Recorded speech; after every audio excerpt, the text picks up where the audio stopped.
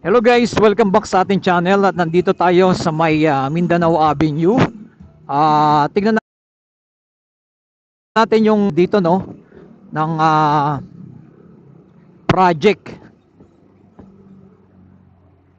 Etong C5 Link Expressway na ginagawa dito, ito na po yung mga bahay na mga ginigiba.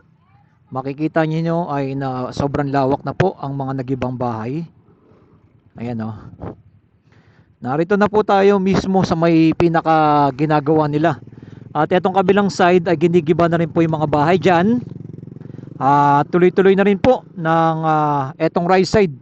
Naglalagay na sila ng mga poste dyan at concrete pier head banda doon at may mga magbubuhos na doon. At meron tayong drone shot dyan. At pakita po muna natin yung ginagawa nila dito. Ayan o. Medyo malawak-lawak na po to guys. Ang mga nagiba na. Pati dito sa kabilang side o. Mga nagiba ng mga bahay ang ginagawa na nila dito. Yan ang ating nasasaksihan dito. Dito tayo sa may King Christopher Street. Yan.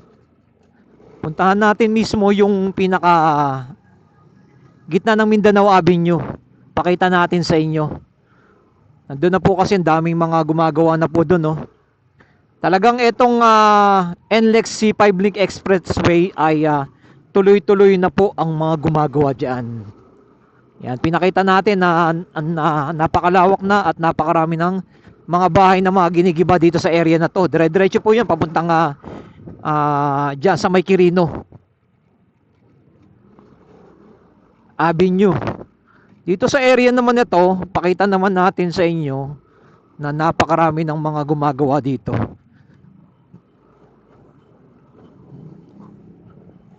Ang ano lang nito, traffic dito sa may Mindanao Avenue papuntang NLEX tsaka Valenzuela. Ayan oh. Kita nyo yan guys. Grabe ngayon ang traffic dito. Ayan oh. Ayan oh, grabe traffic oh. Yan ang sinasabi natin. Kaya kinakailangan talagang matamos etong expressway na to. Etong NLEX C5 Link Expressway para mabawasan yung traffic dito no papuntang Commonwealth, Quirino at papuntang Kalayaan. No, grabe traffic oh. Grabe traffic ngayon. Kahit yung ilalim dito sa may Mindanao Avenue, eto na yung sitwasyon. Ganyan no. No, may mga gumagawa na rin banda doon no. Ito yung pagtawid na mismo ng tulay. Yan, may mga gumagawa na rin. Doon may daan na doon papuntang Service Road, shortcut diyan papuntang Valenzuela at NLEX naman, diyan din ang daanan. Ay no, grabe traffic oh. Yan, like and comment and share kung anong masabi nyo po dito sa ating pinuntahan. At tuloy-tuloy rin nating ina-update sa inyo etong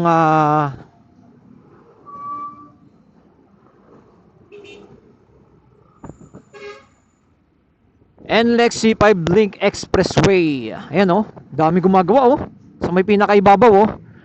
Naglalatag na po kasi sila ng mga bakal dyan bago nila buhusan yan. Ayan oh. Ang dami oh.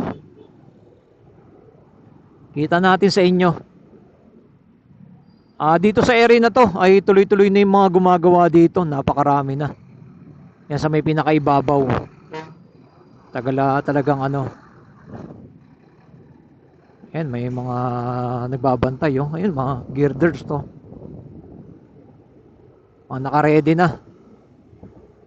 Yan, ikot lang tayo, pakita muna natin bago natin pakita yung drone shot yung sitwasyon dito na eto na yung kalagayan niya no. Yan. Ayan no, yung mga bakal na inaangat na nila oh. Kaya nagkakaroon ng traffic dahil bawal mo nang dumaan dyan sa may pinakailalim. Yan. Dami mga nagtatrabaho ngayon dyan.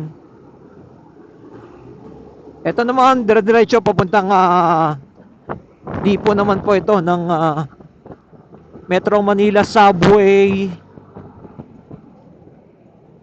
Valenzuela Station and Dipo. Yan, ito yung Barangay Ugong Valenzuela na tayo.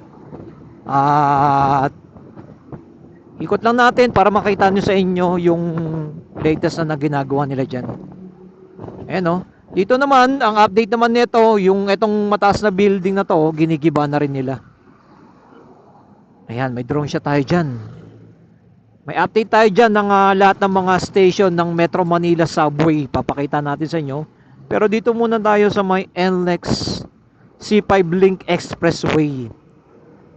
Ayan. Ito na. Right side, papuntang NLEX na yan. Service Road, papuntang Valenzuela. Tayo, dire-diretso tayo. Mindanao Avenue.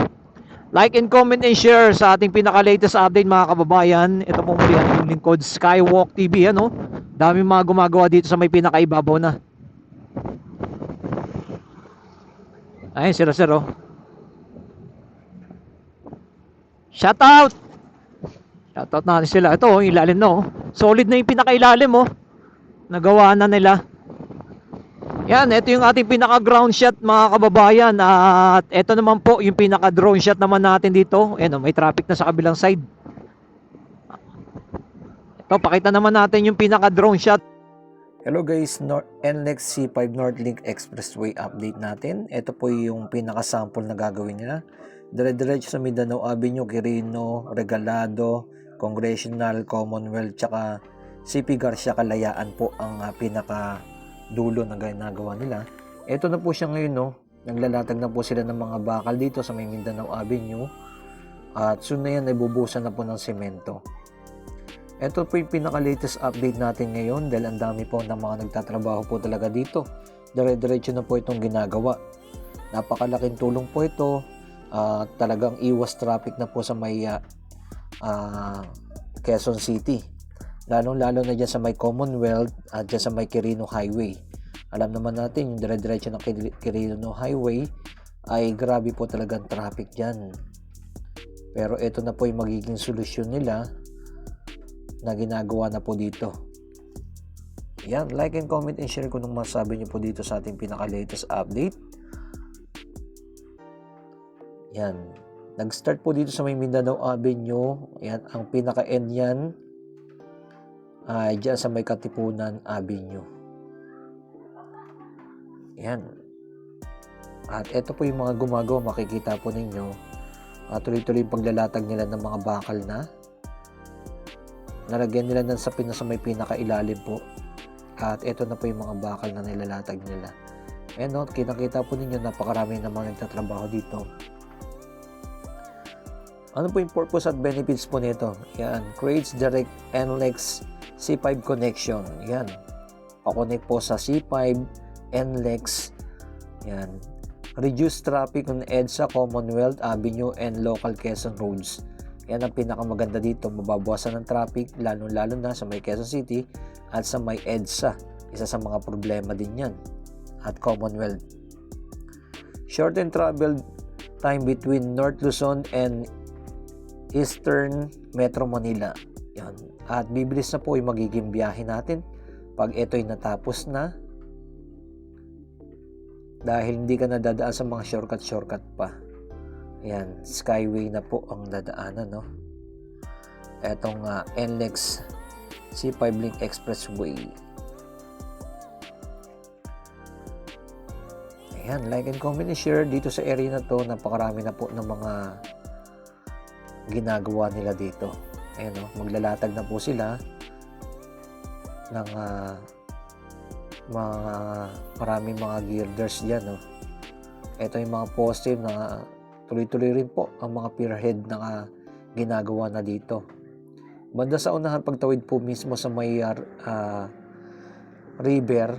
At ito na po yung mga poste ng mga inilatag nila. Halos karamihan dito ng mga squatter area sa may pinakagitna ay totally wala na po. Ayan. Ang kagandahan din po pala nito ay yung improvement access to Katipunan UP area, Marikina, Pasig and BGC. Yun isa sa mga napakagandang napakabilis na po na magiging biyahe. Dire-diretso yan. Ito lang po, yung mga squatter area na to, marami pa pong mga gigibain ng mga bahay dito sa lugar na to. Yan ang ating pinaka-latest update. Like and comment, share kung ano masabi nyo po dito sa ginagawa ng NLEX C5 North Link Expressway. Like and comment and share sa ating pinaka-latest update. Keep safe palagi and God bless. Siyempre mabuhay ang ating bansang Pilipinas. Yan yung mga squatter area pa na dadaanan papuntang Quirino Highway na po yan. Thank you po sa inyong lahat dyan. Like and comment and share.